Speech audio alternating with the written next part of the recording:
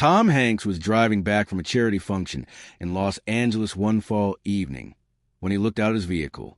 Window, he saw an old man sitting on a bench. His face was marked by the effects of time and hardship.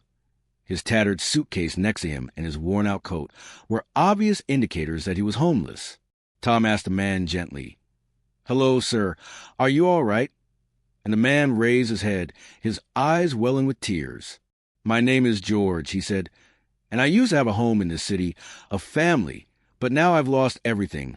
My house was taken away due to debts, and now this bench is my home." Tom was deeply moved by George's words. "Please share your story with me. Perhaps there is something I can do to help." After a little pause, George started to share his experience. George was 75 years old, a man who had spent his entire life as an honest and hard-working carpenter of furniture. He crafted with his own hands, had adorned countless homes over the years. He had lived a happy life with his wife, Margaret, and their 2 children, never imagining that everything he cherished could one day be taken away. But life, as it often does, revealed its cruel side. Without hesitation, Margaret, she was the light of my life. George said, his voice trembling as he took a deep breath, but cancer we couldn't fight it. The medical bills consumed everything we had. I mortgaged our house because there was no other way, but even that wasn't enough. I lost her anyway. His eyes welled up and his voice cracked with emotion. After she was gone, my children drifted away. They built their own lives, and I didn't want to be a burden, so I never thought to act. Since that day, George had been living on the streets. He slept on cold benches at night and barely survived on spare change during the day as he described how people ignored him. Tom couldn't contain his tears as he listened to George's heartbreaking story. His voice was firm but full of emotion. He said that most people wouldn't even look at me, and that some would pass by with contempt. I felt invisible, but I'm still a person. Nobody should have to live like this, George, and I will stop at nothing to help you from your predicament. George repeated this with conviction as he looked at Tom in shock, his eyes showing a mix of appreciation and skepticism.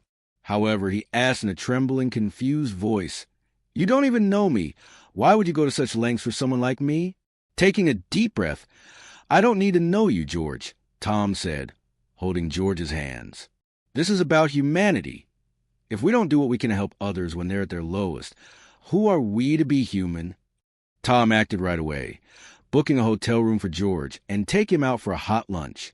For the first time in years, George slept on proper bed. It feels like a dream. Upon witnessing George's tears streaming down his face, Tom made the decision to take things a step further. He posted George's story on social media and started a fundraiser to raise money for him. Thousands of people quickly came together to support George. Some gave him cash, while others offered him jobs. The outpouring of support moved Tom greatly. He said, "If we can band together to help George, it won't just be his victory, it will be all of ours." Within weeks, a new home was found for George, and Tom personally gave the keys to his new home to George, who accepted them and gave Tom a tight hug. "This is something I could never have dreamed of. You've given me my life back," he said in an emotional voice. With a kind smile, Tom said, "This is your right. George, you are a vital member of our community, and we must never forget that." When he moved into his new house, the neighborhood threw a housewarming party, and for the first time in years, George felt like he belonged. A month later, George had completely embraced his new life, and when Tom came to visit him, he discovered George caring for flowers in his garden, which stand for my fresh start. George grinned as he spoke. Tom was overcome with pride, witnessed George's life alter, and this story not only changed George's life, but also impacted and inspired numerous others. If this touching story touched you, please remember to like the video and subscribe to our channel. Every like and subscription helps us shine a light on more lives in need.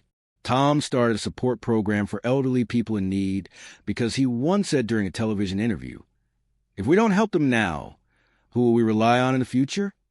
This heartfelt story became an unforgettable lesson for everyone who heard it.